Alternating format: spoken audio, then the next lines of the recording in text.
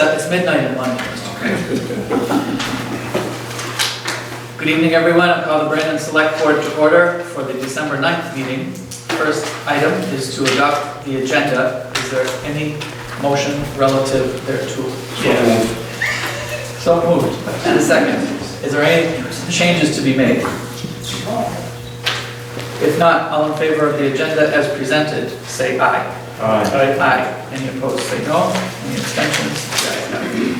Item 2, approval of the select board minutes. What's the pleasure of the board? Do you want one? Do them all at Thank you. I would like to have you do A and C at once and then B separately. Okay. I have to abstain from the other two because I wasn't there. Okay. So we'll do the minutes of November 25 and December 3. What's the pleasure of the board on? Sorry. Yeah, you would do it. Certain hours I was there. Yeah. Can't make a motion to approve. Second. Motion to approve and a second to approve the minutes of letter A, the select board budget workshop November 25th, and C, the select board budget workshop of December 3rd. Any errors or omissions in the minutes as presented? If not, all in favor of approval of the minutes, say aye. Aye. Any opposed, say no. Any abstentions? Aye. Mr. Wyman abstains. How about letter B, the board minutes? I make a motion to approve. Mr. Wyman moves to approve. Second? Mr. Bailey seconds. Are there any errors or omissions in the minutes as presented? Mr. Buell. Is this for November 25th? November 25th, select board regular meeting. It says in the minutes that regarding the Dunkin' Donuts project, the construction project is to be completed, that they're waiting for the construction project to be completed. It was my understanding from the meeting that nobody has really talked to Dunkin' Donuts lately to get an update from them. And what does the construction project completion mean? It's kind of done. Should I answer that, Mr. Chair? Sure. I actually spoke to Mr. Dan Brookshire today to ask him what their tentative schedule was, and they are looking at doing demolition in the spring and construction in the summer, 2020. So that was just something in the minutes, I thought. Does that answer the concern? Yeah.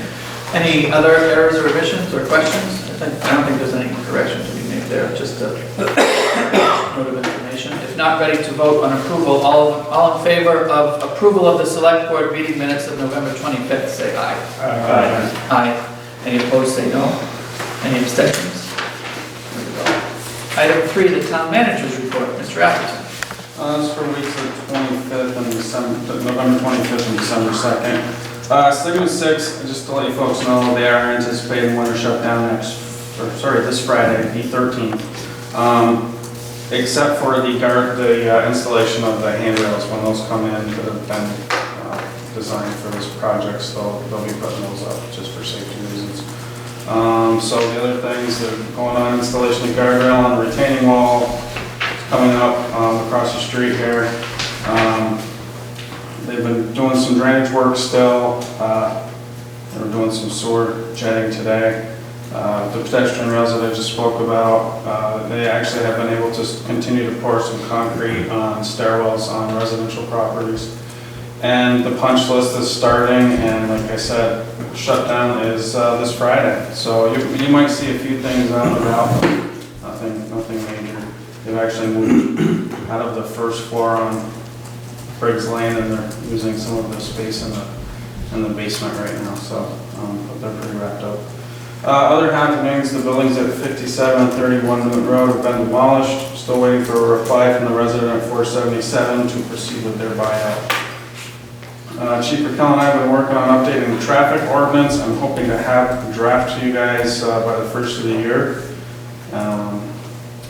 We did put a timber sale out for bid for the town forest lot. Mr. Wyman, I think, was going to talk about that a little bit here in a minute. The parking area behind the mobile station is now available for public parking, in case folks didn't know. Rec news, Thanksgiving morning snow squalls did not There's nothing to squash the Pie Dream Stuffed Eraser we throw out for the inaugural, and that should be Pie Gobbler Fun Run. 48 of the 51 registrants braved the cold and driving snow to run and earn some pies. So thanks to Sue Hoxie, Patty Moore, Liz Ross, Carolyn Fellion, Craig Smale, and Brandon Inn, and Gourmet Provence for their delicious pie donations. And huge shout out to the Nishby Golf Course manager, Matt Wilson, Patty Moore, Sophie Moore, Colleen Ray, and Dave Supernut. This was a collaboration with Sue Hoxie at Maple Run Marketing. Registration for preschool to 4th grade basketball is open. Our U12 5th through 6th grade registration numbers are 13 girls and 19 boys. Brandon Rec Town Hall schedule is set and being promoted for the winter season. 802 Ticks is the selling tickets for our numerous events, and Colleen is doing a phenomenal job promoting and scheduling so that this winter will be the busiest yet. Watch out for second Moonlight Madness vendor space on the 19th of December with the Brandon Area Toy Project filling up the town hall with 26 plus vendors. Come check it out. And Christmas concerts on tap for the 21st. Free will offering and Santa courtesy of the Brandon Area Toy Project. Thank you, Mr. Atherton. Questions for the town manager from the board? Mr. Coolidge? Did I ask you? No. Mr. Bailey? Are we going to have any signage up about the parking and back in the mobile station? There is, okay. Yeah, we've got two that say downtown parking on each ends, and we did for like the last Moonlight Madness, we had a light pole from Casella's out in the back generally, and the big parking sign that we use for rec. So, yeah, there's temporary signs there now. Thank you. Mr. Scott? Mr. Wyman? Questions from the public for the town manager? Well, I guess I have a question about the parking, because is it really lighted appropriately? Is it really safe to park there, other than having Well, a Mr. generator? Atherton said it's going to be lighted during the Moonlight Madness event. A generator, but I mean, I noticed signs up the other day, and most of the people really are parked in the mobile area, not in the town area, even though it's private property, so to speak. The permanent lighting is down the road yet. Permanent lighting hasn't come for the back part. There is a light on one of the poles towards the back on this side of the lot. There are folks parking in the mobile, but there's an arrangement between another landowner downtown for tenants to park there, so. Well, it's just kind of a safety issue. That's what I think people use a little discretion, and it's a busy downtown shopping day, it's probably fine. You know, like evenings wise, maybe people need to be a little circumspect. Well, I'm not talking about just Moonlight Madness, I'm talking about period. It's kind of. Well, it's, the same lights are down there that were there before when folks would park behind the mobile station to run to events in this Right, building. are they so. compliant though? Is there a compliance, is there a, Well, we're looking at rebuilding this parking lot sometime next year, but we're waiting Right. for all the construction to get done, so. I think this is just making it available to people Yeah. as an overflow situation. And the town definitely is planning in the long term to make it a safe and right, accessible place to park. And that is where the electric car charging stations are planned to Right. go. no, I understand. all that. There'll be pretty significant work done, but it's not going to be done in the winter. I understand. Jeff Stewart? Now, just a question, curiosity on my part. I see that they're replacing some of the steps that are on the east side of Grove Street that were taken apart during the construction. Some of those steps were marble, but gone. Just curiosity, the concrete they're putting back, or are they doing stone of some sort? I believe it's concrete, but those were private, those are residential properties, so, it was whatever they worked out with the landowners. So it's between the landlord and... I don't know what they're doing on the one up north, like closer to Jiffy Mart where all that marble was, if they're resetting any of that stone or not. No, the marble wasn't in very good shape. Yeah. It was marble. Okay, that's it. Bernie Carr? I was gonna say, one light, they've actually added a light, Brent, to the front pole by the Episcopal Church. So that's gonna give you some extra Yeah. light casting back that way, and also light that whole front parking lot pretty well. And with the new bookstore, they're gonna use that area to park for the new bookstore No, I know very that's, long, yeah. that's part of the concern. But like It's I just said, safety. the rest of it was the same pole light that was there when Gene's Mobile was there. Right. And this other light should help cast some light back in that direction too. Right. So it's a little better than it was before the project even started, right now. I would just hate to see the town exposed to some type of liability if, because of safety. Well taken. Further public comment, or this is not public comment, this is question for the town manager. Further questions for the town manager? From the public? Okay. Since it's on the list about the public, on the timber sale, should we do that now or do that? I was gonna do it during number 4, which is kind of Okay. not on the agenda still. Okay. Item 4, public comment and participation and otherwise items not on the agenda. Mr. Lyman. Sure. I got a couple. Number one, we'll start with the timber sale. We mailed out, I shouldn't say Forrester mailed out 7 invitations to all the major mills and log yards, all within the area. They all came to the showing except for one. One being, the one that did not show up was the ash mill down in Wallingford. And it was pretty much figured that they're getting plenty of ash, so they didn't need to come to a sale. And this sale here was heavy to ash. We had, as I said, we had six mills there. We opened the bids today. The bids are going to be awarded to Canopy Timber Alternatives out of East Middlebury. I said we had a good showing. It was a good. Bids were actually, his bid was a little higher than I had anticipated, so that was a bonus. Everything went well, and we cut this winter, and revenues will. Everything should be in, revenues to the town should be in by the end of the winter, by the time the sale is done. Anybody from the board got any questions or anything on the? I was just going to ask, what does the board, is this just information to us? Did you followed it out for proposals or out for bids process? Did The forester actually put it out to bid and did all the site. So the bid just automatically gets awarded to the strongest? Yeah, they base it Sale on potential. the volume of what the wood is and, you know, so. I'd like to see higher numbers on this versus everything else we picked out. You know, our forester didn't tally. He didn't do a tally of the timber. It's considerably more expensive to do that. We're estimating 75 to 80,000 feet, board feet of timber stumpage, which 75% of that is probably going to be ash. Canopy's bid on the ash was $610 per thousand. The town has to take the logging costs and stuff out of that, but they don't have to take the trucking. Other questions from the board? Questions from the public or comments? Yes? I don't know if any of you saw an article in the paper about boards okaying marijuana resolutions.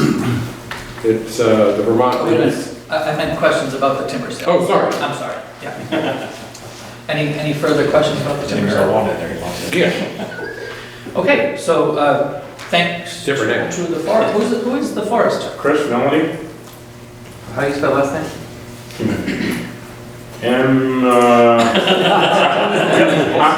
As it sounds. Well, it's just a little different than it sounds, but yeah, you can spell it that way. I could Google it. Yeah.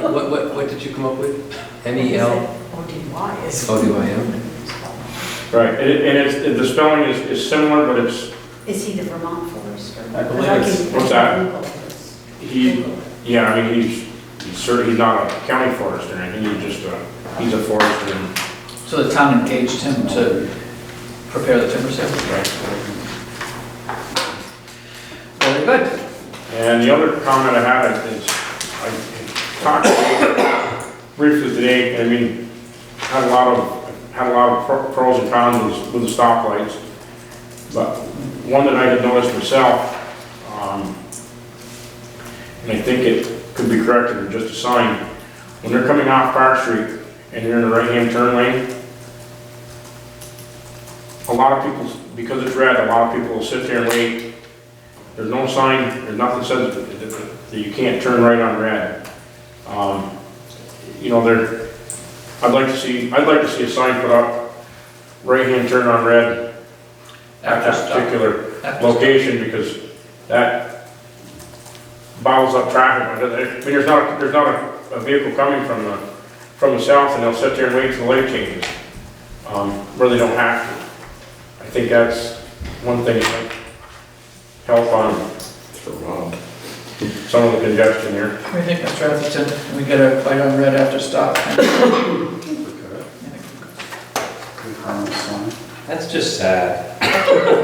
What's that? That's just sad. Well, yeah, but I mean, I've witnessed it, about half a dozen times. I have too, but it frustrates me because you get people complaining because there's no right turn on red sign, and you got people complaining because there's no, yes, there is a right turn on red sign. Yeah, but, you know, I mean, today was, well, I came down to meet with Dave. It happened to be one of the times that we sat there, and I was like the fourth car, and I'm sitting there, there's not a vehicle coming. Yeah, I've been behind it too. You know, it's just like the rules of the road. They passed the driver's test for a reason, Right, right? yeah.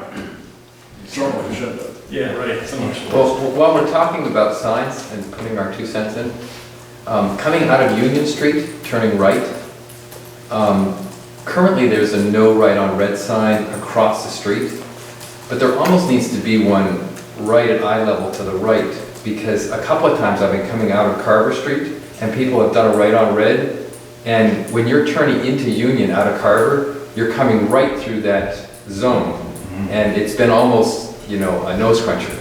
And I'm not sure if there's an easy solution, but it seems to me that if there were a no right on red, right on that corner, because that tends to be where they look as they're getting ready to do their right on red. Just a thought. Can I have some 2 cents in that part too? What do you got? That is dangerous. There's nothing worse than taking a beautiful new streetscape and filling it with signs. I know. But all I'm going to say is, if we want to do that, I would suggest that we get rid of the no right turn on red across the street in the park and move it, or put something similar to it on the corner, if you think that's if the Department of Motor Vehicles says that's a legal thing to do. That does sound like a wise thing, if we only need one, but I just think the location. Because it seems like people try to look right and get ready to go right, and I worry that they don't see that no right on red. I don't know. The traffic engineers know better than I do. That's what I was going to say. I'm assuming this is all engineered to federal traffic safety standards. They don't know. But I haven't had that incident yet, Tim, but, They don't know. you know, I know what you mean. It's also assumed that everyone follows the signs and the lights too, which we're slowly seeing not happen, so We learn. that's no. And if we're talking about lights too, I think these lights have been tremendous compared to what they were last year. I've had under 10-second waits, 15-second waits on Carver Street consistently. Same here. And the longest and most difficult times only when there's a crosswalk activated, which is what you want it to be. You want people safe in a crosswalk. So I've had many compliments in my previous job. I've had many compliments about the new traffic lights and how well they've been working, and from pedestrians about how safe they feel now with crosswalk lights activated in. And I have not seen any backups caused anywhere. You know, at first everyone was talking about all the backups they were gonna cause, and there was, you know, you couldn't get into parking spots because of it, and I have not seen one in No. all of my trips into town. I think it's been pretty good too. I think you're right. I've only ever seen it back up a couple times on Saturday, We have some occasional issues. but not for a significant amount of time, just The lights are pretty responsive. They are tremendous. Thing that lights. They're quicker than the ones in the city south of us and the town north of us, I know that. That's all that's great. Thank you, Mr. Finer. Mr. Skiles, other items not here. Mr. Bailey? No. I hate to do it, but I'm going to do it. We've had a couple additional communications from town farmers about different issues. One about the same issue and one about sanding. And I don't know if Mr. Atherton has any, have you talked with the highway foreman in the recent past at all about sanding? Yeah, I mean, we got a complaint on it too, and, you know, we sand that road the same as we sand all the other dirt roads, and, you know, someone's road's always gonna be last, and, you know, we did have a pretty significant ice event there a couple weeks ago, and nothing was working, you know, the ice was freezing around the salt. You know, it's winter in Vermont, and the dirt roads are not great in the winter, and I'm sure after tonight with it being 45 and raining, we're gonna get tons of calls because the roads are gonna be muddy, you know, what do you do?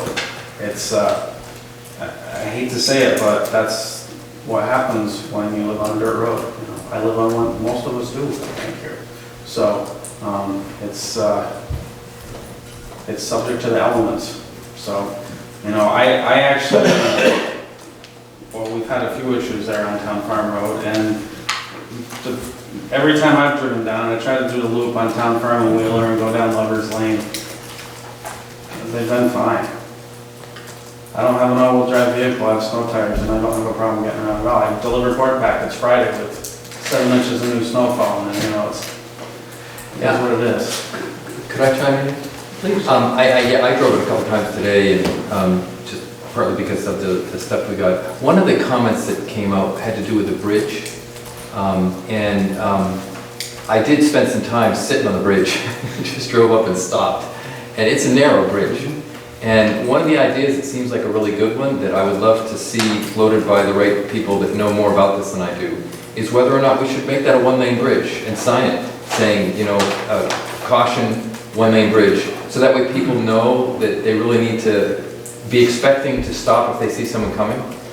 So, yes, and we have been looking at through the flooding and hazard mitigation on things about, we have 3 bridges kind of right in a row there, North Street, that one, and then the Wheeler Road Bridge. They're all undersized. Width and the height and, you know, everything. They're just, and Town Farm Road seems high. and the volume, right, but it's not, the width is the problem in that one. The width, yeah. So, you know, we can go after some funding to start doing some bridge replacement that we're desperately going to have. I think knowing that that's on our, you know, priority for replacing is really helpful. I would say, Tim, that one would probably be the 3rd out of the 3. Really? Because the other 2 are worse, you know, and they sit low. Well, Wheeler Road's the only spot we have that still really floods all the time. That one gets overtopped still. Constantly. Because it's, you know, it's the low spot. Well, then, with that in mind, if it's not going to be replaced soon, is it cogent to talk about making it a one-lane, you know, sign it for a one-lane bridge? We can certainly look into it. I'd love to have some response on that. That'd be great. It didn't sound like that was a suggestion from the resident, but it sounds to me like that would be a traffic slower down. Yes, and maybe this came from another conversation I had about that road today, because it seems like Town Farm Road is just coming up all the time. It does come up a lot lately, yeah. Do you have any thoughts on making it a one-lane? I think it'd be a good idea. Yeah. I mean, you know, you definitely can't meet 2 trucks in it.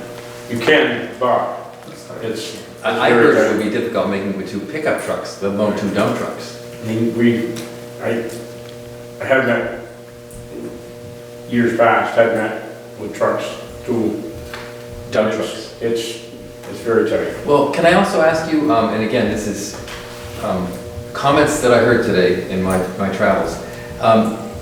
Do you have any concern as a truck driver about the carrying capacity of the bridge on Town Farm Road? About its weight limit? I mean, would you go across it loaded full? Yeah. We have, I don't know what it is right off the top of my head, but we have what the weight limit is for that bridge. There's a sheet on every bridge we have in town. Oh, that's so interesting. I can look that up and let you know, but I think that one's fine. Yeah, if you could let me know that too, that'd be helpful. Mr. Bueller? Would it help to have signs on the road that just say trucks yield to oncoming traffic? so that the trucks slow down if they see a car coming around the turn, or they can see a car at the bridge. Trucks yield to oncoming traffic.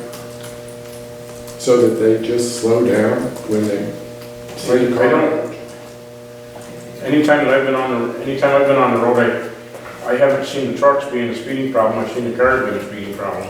Yeah. How about just slow, narrow bridge? I'm sure you'll sort out some options. Why don't you, right, you'll get some recommendations from the foreman, and then I'm sure you'll have to kind of scout it with V-Trans, even though it's a town road, it has to be legally signed. Right. They'll probably, Mr. Bissett, they'll probably let us know what is okay. Yeah. Would be my guess. Can I chime in too? No. I know you all got the email from Sarah Stevens today, and I know Sarah, so I responded to her. And I asked 3 questions, because they seem to be the questions that I feel I want to know the answer to. And my questions were, how's the truck traffic and speed this year compared to prior years? Question 2, now that 73 and segment 6 projects are done, is the truck traffic back to normal? And 3, do you feel the problem is speeding or road conditions? So in the regards to that, she responded and said she has not seen a difference this year to other years. She feels it's been a problem ongoing more or less on that road. She feels there's been less car traffic on the road since segment 6 has been done, but the truck traffic's the same. So that's telling me that the truck traffic's coming from other projects in Middlebury Way or whatever, coming down from Leicester. It's not the ones that we were suspecting, coming from our project. And the feel-good one was on the, she said about the road or speeding or whatever. She said, I'll quote, we feel there are multiple problems: speed, careless driving, wrong side or middle of the road driving, and the road conditions. Honestly, we feel our road crew does a pretty good job keeping up with the conditions of the road. The unfortunate part is the repairs typically only last a matter of a few days before it turns to ruts and holes again. I will note that the plowing, sanding the last 2 winters has been amazing. The road remains so clear and wide, much better than in years past. So, very I complimentary. got one complaint that says we're not sanding enough, and then Sarah said. Yeah, and this one, this young lady's father used to be our police chief, so she's certainly aware of, road conditions and things like that. So, I did mention to her about the traffic study and that we would be looking at lowering the speed limit, and she said she feels that the decrease to 25 doesn't thrill them, but if that's what makes things better for everyone, they can handle the change. So, look forward to seeing how we continue. So the traffic study's been conducted but not completed by our RPC. I don't have the data Brought on to us, ours. yeah. Well, I think because of that, it's not a good idea to make a decision or to move in the direction of a decision without the information that would inform the decision, I would think. I think that, we are in budget writing season, and I don't know if in the next 2 weeks, I know we're thinking about, not 2 weeks, but a week from tomorrow, we're thinking about the highway budget in the budget workshop. I don't know if it makes sense or if it's even possible to talk about whether we ought to pay for some engineering to be done to see if we can improve the safety of the road in a fairly permanent way. Maybe we can't. Just a thought I offer. I don't really see it any different than any other dirt road we have, I guess, Well, except that it has 3 gravel It pits. has with gravel trucks. pits on it, and I think I mentioned this before. If we move the trucks off that road, we're gonna have a whole group of people coming in Yeah. on another road, so. Right, I'm not in favor of moving the problem to make it someone else's problem. I'm wondering whether we could have an engineer look at it and say, if we widened this 300-foot stretch 2 feet, or if we did this or that. The one problem on that road, and I think you guys have all driven down it at this point, that there's a lot of ledge, there's a lot of swamp, and there are a lot of houses that are not that far off the road. So I don't know how we would even try to widen the road out at this point, because I think there's too many variables. I know we tried to do a corner a couple of years ago, just to try to re-ditch it, and it's actually where there's quite a bit of ledge, because the runoff was just going across the road, and it was, you know, unless we blasted, it was impossible to make anything bigger or ditch it better, because it's just ledge in the way, so. And I think if we don't truck it, then the trucks are gonna go down Richmond Pond Road and Wheeler Road, because they're trying to get to the north. And you're gonna just, it's just gonna move the problem. You know, the trucks have gotta go somewhere to get to those pits, and again, my opinion is, we maybe need to build the road up a little bit, because they grade it, and it's great, but the grading doesn't last. You know, it sits low, so, maybe they'll have a couple ideas, add a little bit to the road, I don't know. It is a problem that's not going away. I mean, I think it's something we can discuss at our budget meeting with our road foreman. Is our road foreman coming to that I can ask a week him. from tomorrow? Yeah, that would be nice to have him there, Okay. if he can. Okay, sound good? On Town Farm Road, we're awaiting the traffic study. Mr. Coolidge, items not on the agenda? No. Members of the public, items not on the agenda tonight for public comment and participation. The floor is open. Bernie Carr.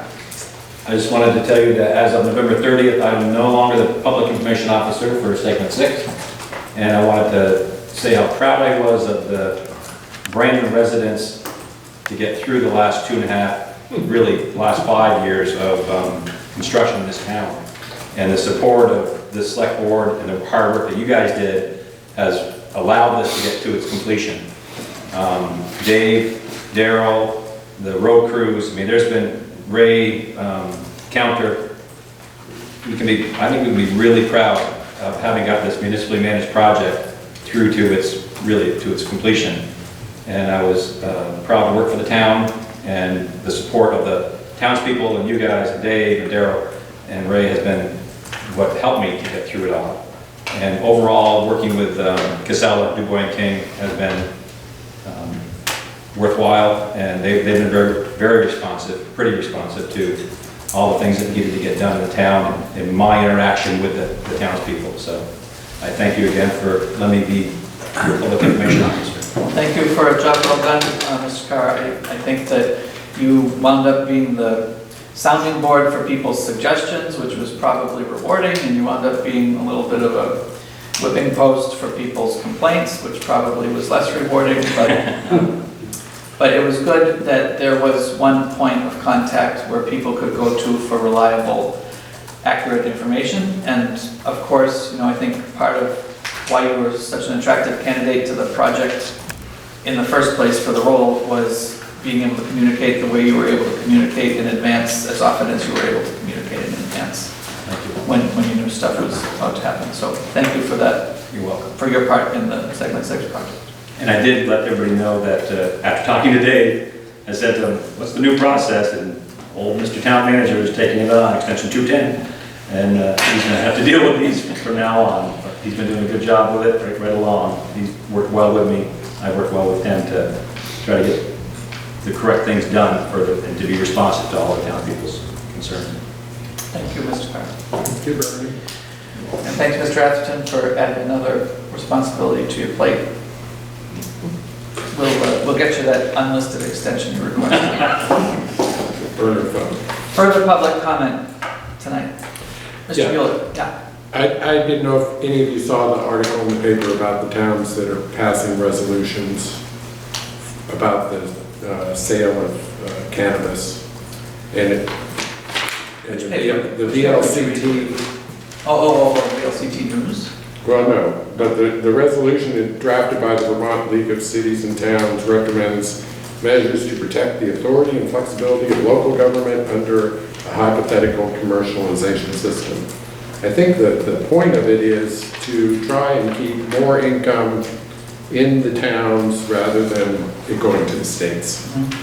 Somewhat like maybe the option tax or something, I don't know. So I didn't know if any of you had seen that. I thought it was interesting. I saw it in some context, and I have two thoughts. I saw it in the context of Clarendon, I think, has taken like a step to forbid retail marijuana sales. Does that ring a bell? In recent past, I believe it was called Clarendon. And I don't know that there even exists the authority to do that. And I in fact think there does not exist the authority to do that. So I'm not really in favor of us deliberating on a course of action, drafting an ordinance, going down a road, if the legislature is not going to allow the towns to regulate that. And the other thing is, the other point is, yes, I think the league has their position, which is in towns that have retail marijuana establishments, retail cannabis establishments, they want the towns to realize some of the revenue from that for law enforcement, education, public health, prevention, all that kind of stuff, which I think is admirable, but again, that's going to be entirely not any town's decision. That's going to be the decision of the legislature. Well, I think they're trying to get ahead of the legislature is what they're trying Yeah, to but do. I don't see the point of getting ahead of the legislature. It's just that they have their process that they Their have agenda. to Yeah, follow. right.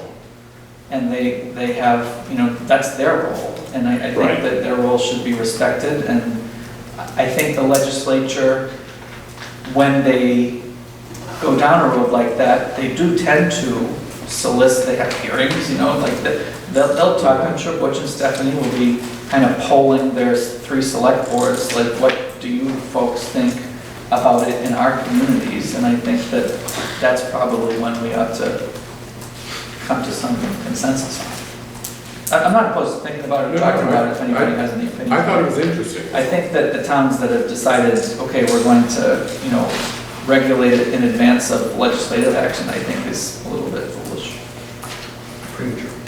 Premature. That was fascinating. The other question I had is the notice of the tax sale coming up. I noticed some of there's like nine facilities being, coming up, and some of them date back to 2015, 2016.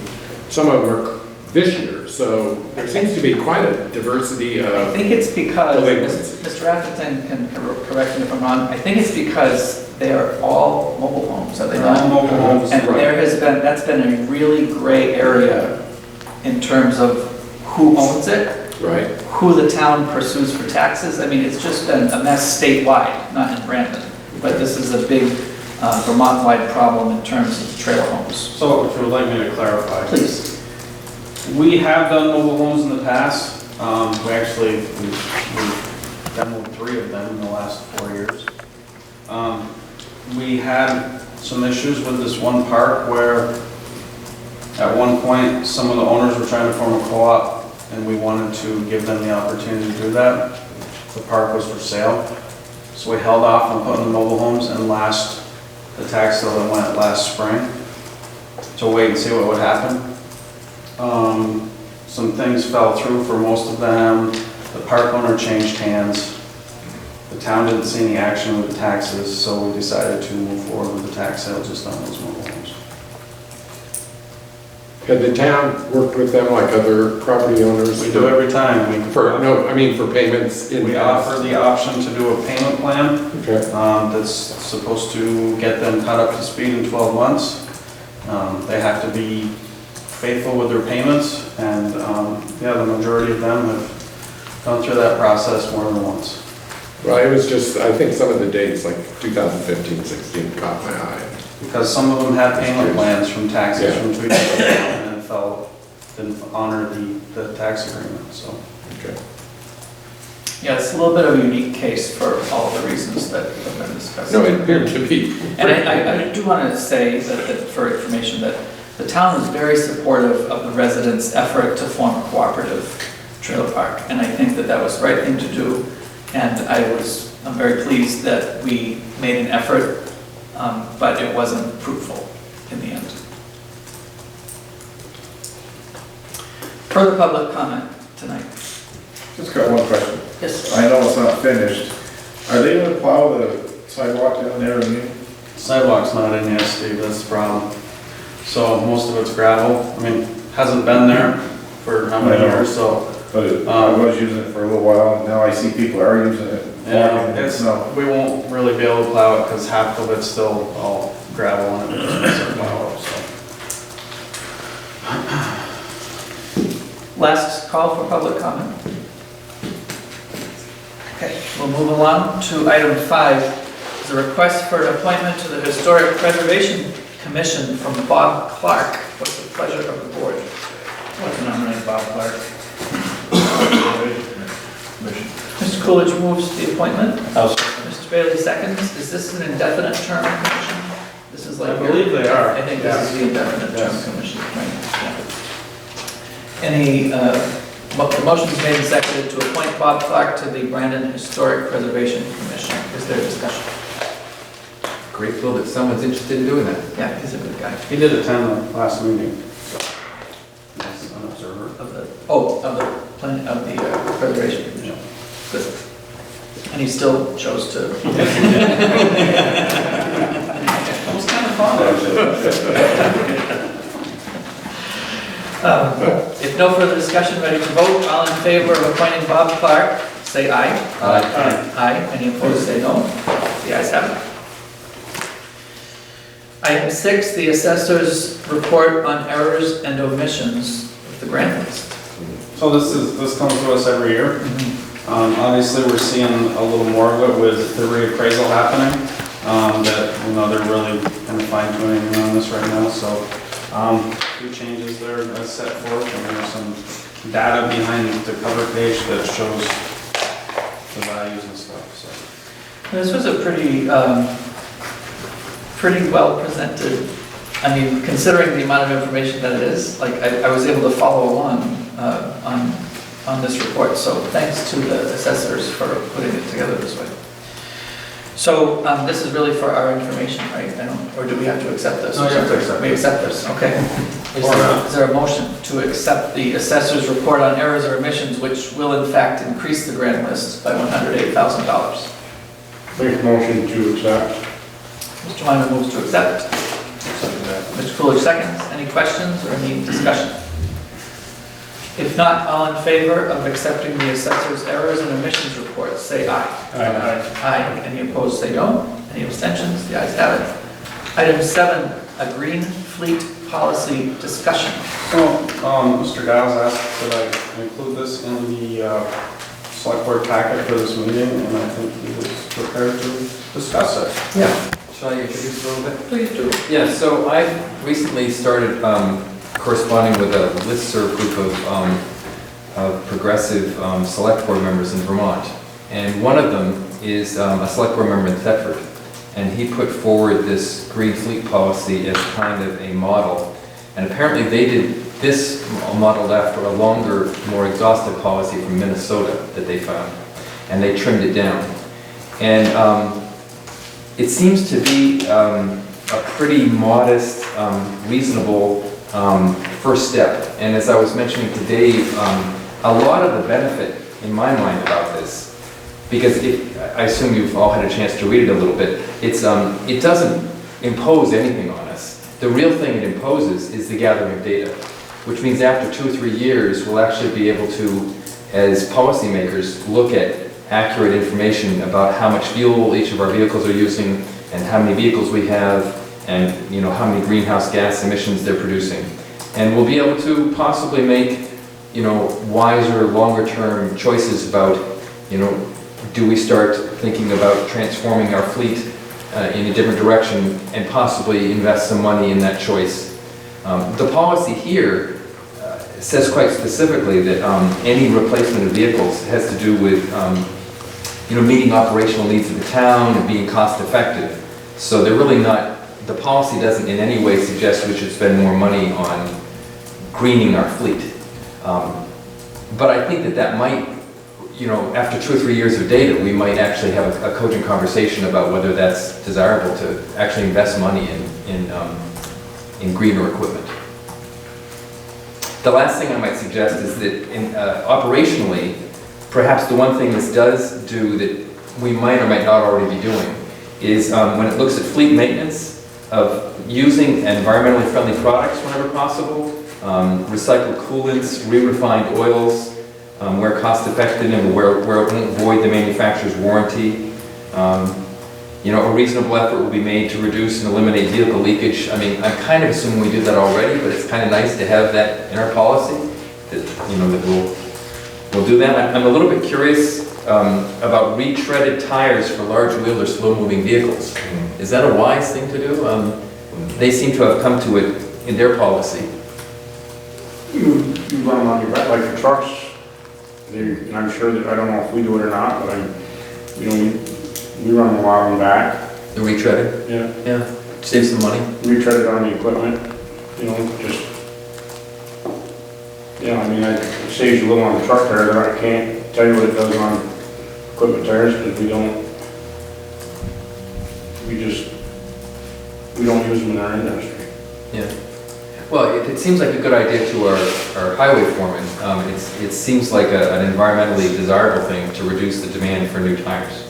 So that, yeah, it'd be interesting to look at because we do get state pricing on things.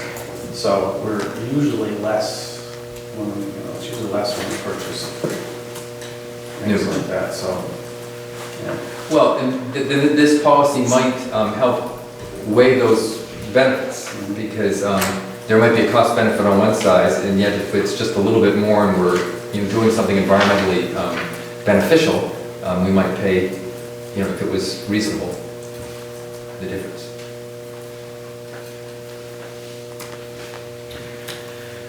So I have a question. I liked the various allowances that the policy gives for, you know, as long as it won't void warranties, as long as it will meet the operational needs, as long as it's cost effective. That was all very good. I wonder if Mr. Atherton wants to comment on the part that you highlighted, which is that it's basically the first thing that's going to happen if we adopt a policy like this is that Dave's going to have to collect some information. Yeah, and I talked to him about that, but Dave, maybe you should respond to that. Are you comfortable gathering this data? Well, I think some of it we already have because, you know, we buy most of our fuel in bulk anyway. So we do have log sheets for, you know, who filled up when and where. And, you know, like the PD one, I mean, those cars are serviced by the same person. And you've probably seen some of the invoices. They're pretty well detailed with the mileage and everything. So that'd be very easy to track. And then hours of metered equipment, things that run on. Well, those have the hour gauges in them. So once you check them. The emissions and tailpipe emission stuff, I mean, Those were the two things I questioned. that would be something we'd have to like have a Well, and I'd be glad to help with right? that, because I did some research on that before I came to this meeting yesterday. And there are tools online that are greenhouse gas emissions calculators, where you put in the kind of fuel you're using in the vehicle, and it pumps out the numbers that they produce. And so, I don't know a lot about diesel motors, but I do know that we've had a couple of our trucks go like up to the Burlington area to do like they burn off something. Exhaust. Yeah, so, you know, there's like a process that we've, I mean, it wasn't getting done before, and we've been doing it to make them run way more efficient. So, yeah, I don't know if it just gets rid of the carbon that's building up. And well, I would certainly be happy to help with gathering that data, especially the first year or two if it was a learning curve. you know. I'm gonna guess though that our 1976 John Deere tractor we have down at wastewater might be leaking something, just a hunch. I know, it's an old one. Still runs. What's the pleasure of the board? Well, I'd like to make a motion that we change the title at the top and adopt a green fleet policy for Brandon. I'll second. Discussion. Could we maybe sort of look at this for a little bit longer and fine tune it before you guys adopt it? I guess that's probably Like maybe the next meeting or something, and just to see like what the rest of the stuff entails before we move forward with it. Can I ask them? That sounds good. I'd like to see a little more information on it, I guess, a little more research on it. Are there things that you could help me understand so I could look them up for you? I could have had the glasses. Okay, well, Feel free to drop me an email. I've been sitting here just trying to study and it's a little blurry and I did forget my Just glasses. sign here. Yeah. Yeah, I'm not in a rush for this, if that's the pleasure of the board. I just think like, I wouldn't mind talking to Highway about like the retreaded tires, because I seem to remember having that conversation a couple of years ago, and it wasn't recommended for municipal vehicles. But, it'd be worth bringing some of these up, I think, before we adopt, or you guys adopt something. I mean, I guess that would have been one of my thoughts, to get us something, we should talk to Sean a little bit about and see where he's at on it. Okay? I have no problem waiting. No, I'm not in a rush. You want to withdraw your motion in second, or you want to have a motion to table it or something? I can withdraw my second, so that. Any way you'd like to handle That's this, the fine. cleanest way, would just. I be don't need to withdraw. have a vote today. Okay, great. If you could I withdraw. withdraw my second. I'll withdraw my motion. Okay, so the plan is though that Bring it up the with the town next meeting. manager will speak with the highway foreman. Maybe I'll have Tim to wants do to some do research on this too. Yeah, if you want to pull me in for a meeting with Sean, Yeah. I find that very, very interesting. Any board member who has a concern or a question should get that to the town manager or to Mr. Giles, who'll be working with the town manager before the next meeting. Yeah? Good consensus, excellent. Well done. Item 8, couple of warrants. I can make a motion on the December 9th warrant, the amount of $90,973.07. Mr. Bailey moves, and Mr. Wyman seconds. Is there any discussion on the first warrant? Or questions? I wonder what this maintenance agreement with Brookfield Services is. As far as generators, so we do it every year. We have a generator up at, that should be school. These are backup generators And we that have have an generators. emergency? That one is. Then we have and then we have generators at our pump stations.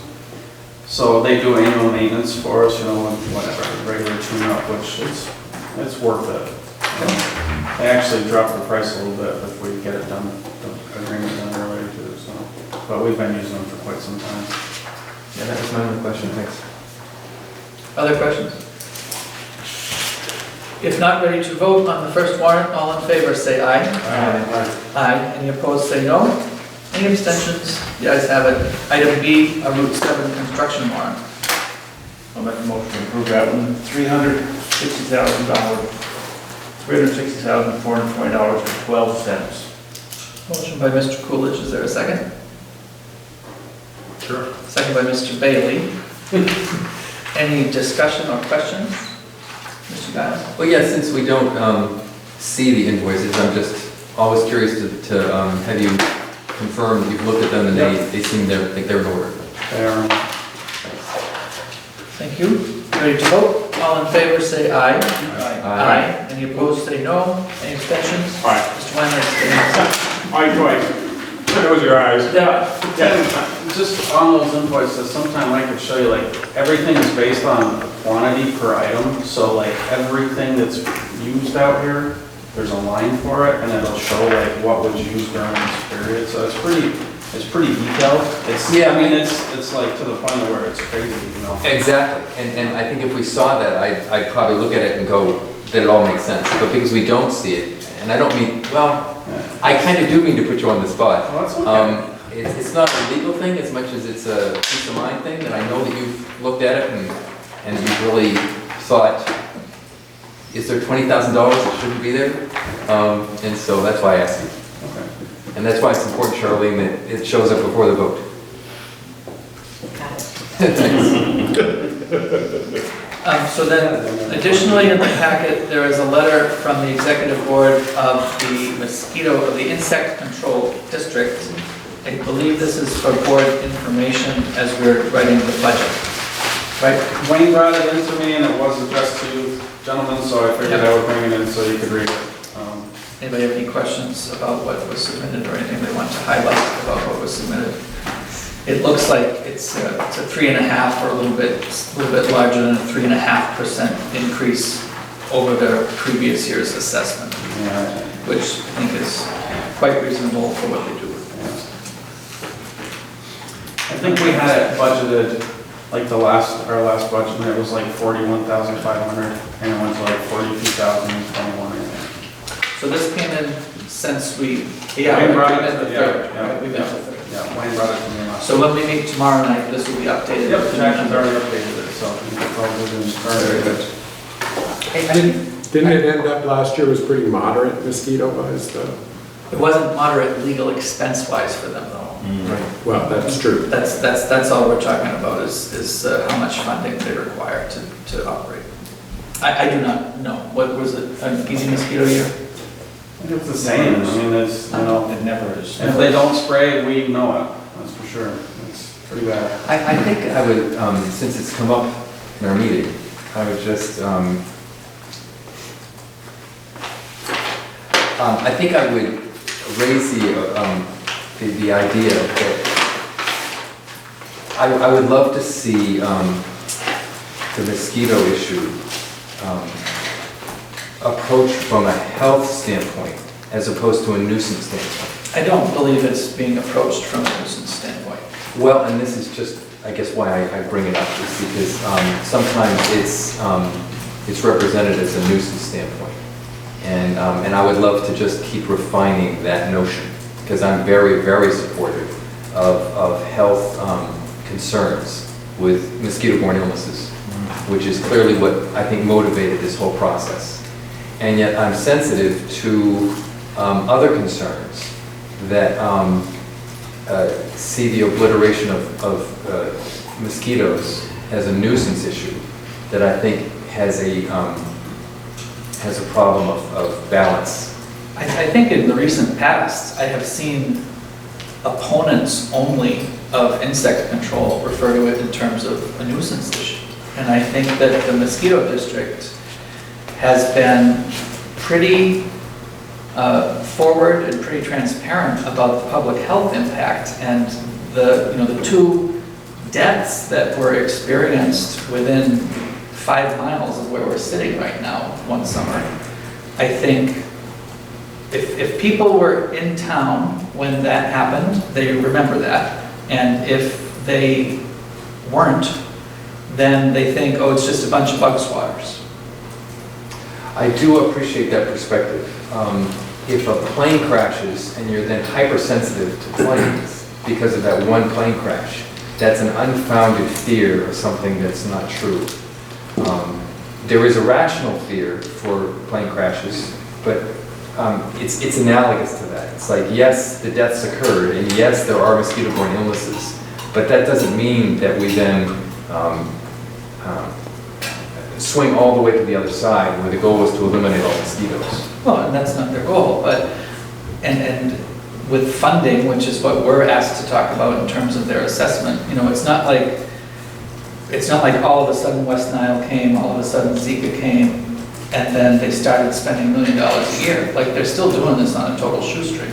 All right. And they're still trying to do it in an Well, what I keep trying to environmentally tease out responsible. is knowing when they've done enough. And that's kind of like, it's the question I ask for almost everything. It's like, how much is enough policing? How much is enough fire control? How much is enough all of these different things? How much is enough mosquito control?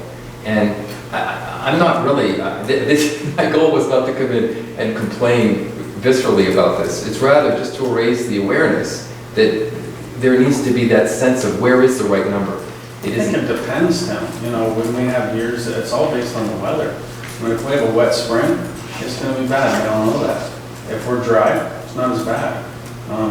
I would say it is a quality of life issue too. I mean, growing up in Addison County and living in the Lake Dunmore area for a lot of my life, it's bad. I mean, you wouldn't be able to walk out your door if they didn't do it. And that's not a lie. That's bad. There's also the diseases that the mosquitoes carry that affects livestock also, which is, we have to spend a lot of money a year inoculating our livestock and following up, so not just people, so it's kind of... Mr. Carr. Well, I can tell you, Tim, that it started out as a quality of life issue / health issue, because there was no quality of life in the late 80s, early 90s, because I coached a girls softball team, and we would use a can of bug spray those poor kids just to be able to be out there to practice for 2 hours. And that's not healthy, you know, it's just not healthy, but there literally was no other way. You could try every organic compound you wanted to try to make that work, but nothing kept the mosquitoes away from them unless they had some DEET in it. The severe health issues that Seth is talking about just dramatized the way things have changed. I think the way that even the mosquitoes themselves have morphed. We have different types of mosquitoes in the area. I think you need to really definitely talk to the mosquito board to find out about funding. Funding is the problem. The best, the least intrusive, I believe, way to deal with mosquitoes is in the larva stage. That's the most expensive way to deal with mosquitoes, is the larva stage. So you need to get more money into the larval stage. They've lost their helicopters, their plane, what they had for years that were more cost efficient to get that out there. They're no longer doing it. So they're trying to do the same thing, larger areas, more expensive product, same funding from the state that they've had, I think, for the past 30 years. Right. So you definitely should be sending letters to your state people saying, get more money down here so we can deal with this and not have that malathion or whatever else is a question that's out and around. Let's deal with these bugs before they're flying in the air, which means getting some kind of a way to get that treatment out into the swamps while they're in the larval stage. But it's definitely a health issue from the 1990s, early 1990s, right to this day, with the more severe health issue being the deaths that happen with AAA. So. I think their funding problem with the state, as it's been explained to me, is that the state allocates an amount for mosquito abatement, and it divides it in half between the 2 existing mosquito control districts, which is us and Weybridge. And Weybridge treats something like something measured in the hundreds of acres. And BLSG treats, it says in this cover letter, it says 7,000 acres of wetland. So they're being asked to do an enormous job with a very small amount of financial support from the state. What other area does not increase its funding just by cost of increase in product for 30 plus years? It's ridiculous. As I recall, Michael Shank's written numerous articles about mosquito control from an environmental and health perspective. So he might be someone you would invite to have that discussion with the mosquito control. Well, I don't need to have a discussion because okay. the Mosquito Control District Board is where that discussion happens. Right. And really, the Brandon Select Board is just being told, and this is an assessment on the town like the county tax. Like this comes to us because at some point Brandon voted to join this municipality, which is the Mosquito Control District. So they make their case and present their number, and we fold it into the budget, really. But we have an opportunity to have 2 delegates to that board. We have had a very, very hard time keeping 2 delegates. In fact, we have not had 2 delegates for some length of time. Art Doty was a delegate. He passed, but even before him, it was vacant for some time. So I mean, it's been Wayne Rosenberg. It has been kind of a one-man show. And I think if Mr. Shank has concerns and he doesn't want his property sprayed and stuff like that, those are the folks that conversation would be best directed to. I don't know what his concerns are, I just know he's written. I mean, many articles. I've read some of what you referred to. Yeah. So, that will be discussed tomorrow night, I think, at the budget. We did kind of discuss it last week, but we'll have the updated number tomorrow night. Anything else to come before the board? Motion to adjourn. Mr. Coolidge moves to adjourn. Mr. Wyman seconds. It's not debatable. All in favor say aye. Aye. Aye. Any opposed say no. Ayes have it.